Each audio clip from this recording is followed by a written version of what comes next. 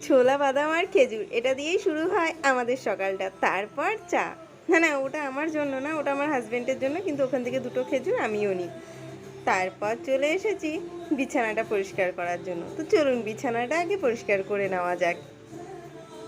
তো বিছানাটা তো সুন্দর করে গুছিয়ে নিয়েছি, এবার বাকি কাজগুলো একে একে সারা যাক।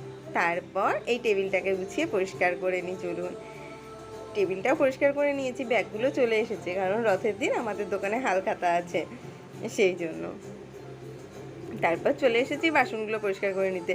ও আগে ইন্ট্রোটা দিয়ে দিই। নমস্কার, কেমন আছেন সকলে? আশা করছি আপনারা প্রত্যেকেই খুব ভালো আছেন। মুর্শিদাবাদ জেলার ছোট্ট একটা গ্রাম থেকে আমি শ্রী পরিবারে আপনাদের প্রত্যেককে ওয়েলকাম। তো সকালেরটা তো ব্যস্ততম সবার থাকে, প্রচুর কাজের চাপ। তারপর বাসনগুলো পরিষ্কার করে মাজা হয়ে গেল, গুছিয়ে নিয়েছি। এবার যে গামছাটা দিয়ে রান্নাঘর পরিষ্কার করি সেই গামছাটাও ধুয়ে এবার